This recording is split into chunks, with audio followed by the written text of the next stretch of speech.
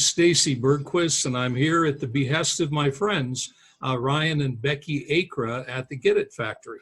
Now, they are a Montana publishing firm, and I've written a book set in Montana, and it's illustrated by a Montana author, and we're really proud about the Montana connections of this. And the book is called The Story Tree by S.A. Bergquist, and it's illustrated by Jamie Carrier, and it's set in the mountains of western Montana. And Becky and Ryan asked if I would be interested in reading a small portion of the book for you guys, since we're all kind of hanging out around the house a lot these days, and I thought that might be kind of fun. So what we're going to do from the story tree is one of the stories of the animals in the mountains of western Montana, and it's called The Terrible Itch. Now, I will stop on occasion and show you things like the cover of the book one more time so you can find it if you ever want it. And then I'm going to go to The Terrible Itch right there. Okay?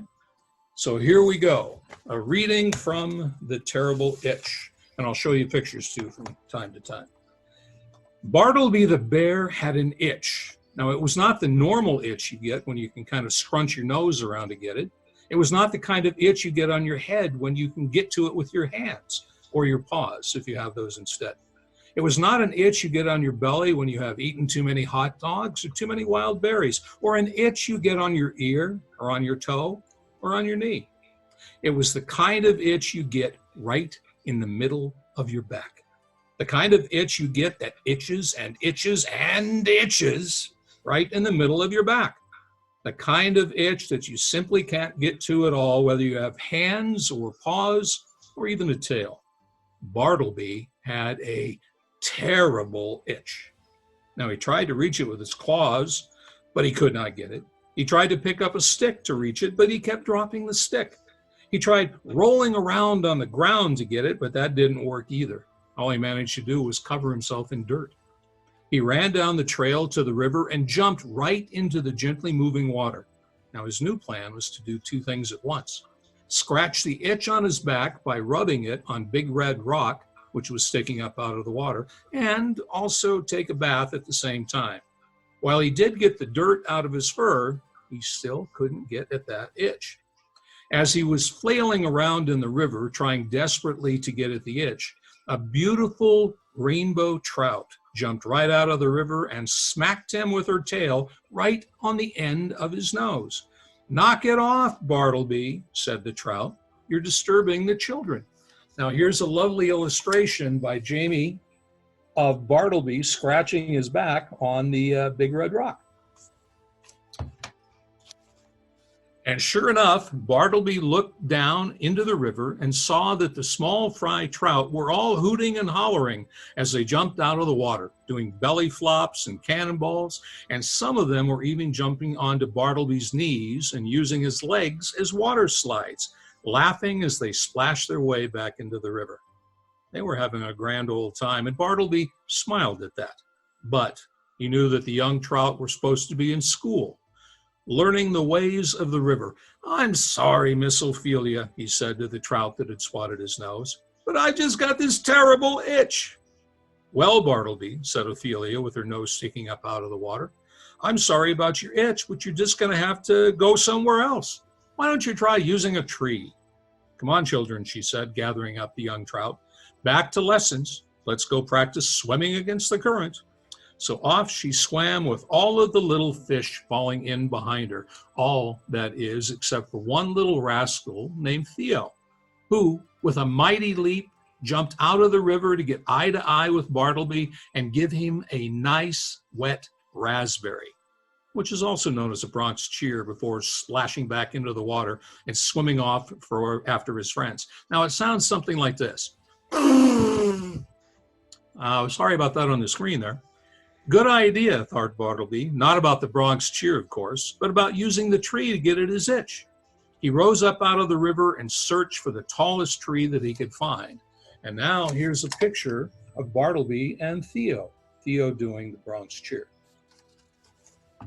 So he searched around for the tallest tree that he could find. And there it was, a great old growth pine reaching up out of the forest to touch the sky. Bartleby charged toward the shore. He ran up the riverbank and up the path and through the meadow to get to the tree, and all that he could think of was his terrible itch. As quick as a wink, he was at the tree. Rising as tall as he could, he placed his back against the tree and began to scratch. He wriggled and squirmed and shivered and shook. He stretched and shimmied. He fidgeted and fretted, but he could not get the itch. "Bartleby, whatever are you doing?" said a voice by his ear. "You're shaking the tree like a great storm has come." Well, sure enough, as Bartleby looked above him, he saw that the branches were all swaying back and forth. And here is Bartleby scratching against the tree. He saw that the birds that lived in the tree were holding on to their branches for dear life. Some of them were even flying from their homes to the safety of nearby trees where their relatives lived. "Bartleby, what are you doing?" said a voice by his foot. "You're shaking the ground like a great earthquake has come." Sure enough, as Bartleby looked down, he saw that the ground was still dancing about after his last great scratch. Dust was even coming out of the burrows that were nestled amongst the roots of the trees. And the animals that lived in the burrows were scurrying out of their homes to run for safety too. "I'm sorry," said Bartleby to Webster, the owl that had spoken to his ear. "I'm sorry," said Bartleby to Jubal, the ground squirrel who had spoken to him by his foot. And here's a picture of Jubal.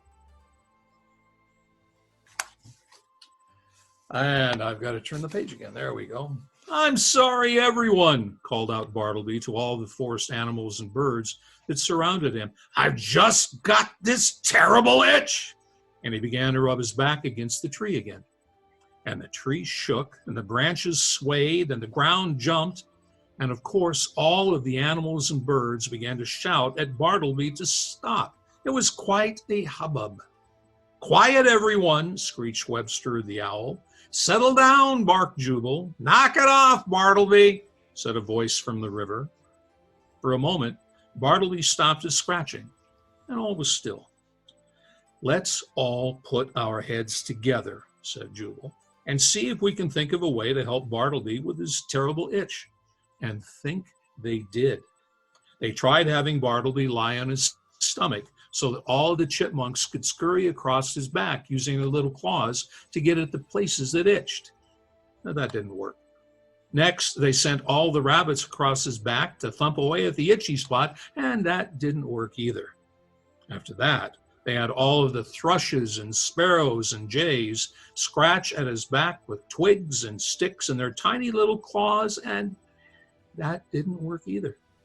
Suddenly, Bartleby rolled over and jumped to his feet. He ran to the tree and stood with his back to it. He began to scratch furiously again. And just before we do that, let's take a look at some of the animals working on Bartleby's back. Jamie did a wonderful job with these illustrations. "So, I've just got this terrible itch," he roared. Well, the tree began to lean over. Branches began to crack, and dust rose from the burrows and roots beneath. It looked as though the end were near for the mighty old-growth pine that was home to so many of the animals and birds of the forest. But just then, a small, clear voice rang through the clearing. "Excuse me, but whatever seems to be the problem?" Well, Bartleby stopped his roaring and his scratching. The tree leaned back to its proper position, dust settled to the ground, and everyone looked to see who had spoken. "I was just out for my afternoon stroll when I noticed the fuss," said Peter the porcupine.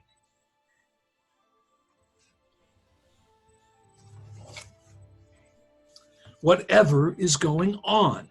Well, of course, once again, everyone spoke at once. They chirped and they growled and they barked and they chattered until Peter spoke quietly again. "I see," he said, "and I think I might have a solution." He walked right up to Bartleby, climbed onto his leg, across his side, and up to his shoulder, where he whispered something in Bartleby's ear. "Are you sure?" asked Bartleby. "Absolutely," said Peter.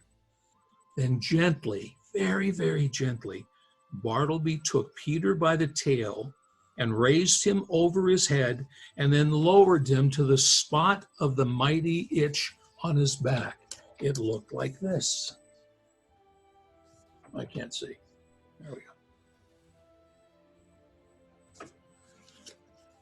Well, he began to move Peter back and forth across his back, and Peter's quills dug deep into the terrible itch. After a moment, Bartleby let out a mighty long sigh and said, "Ah," and the itch went away. And that's my story from the story tree called The Terrible Itch. And I want to thank again Becky and Ryan of the Get It Factory for hosting this and putting this up. And I want to remind everybody out there to young children, read all kinds of stories. Read about everything. Read everything that you can. And parents out there, this is a wonderful opportunity for you to spend some time reading to your children. I know that I love that with my parents and my grandparents, and I love doing it right now, distance for my grandkids. So I hope you enjoyed this story, and I hope you are well, and things will get back together, back to normal here pretty soon. Thank you much. Bye-bye.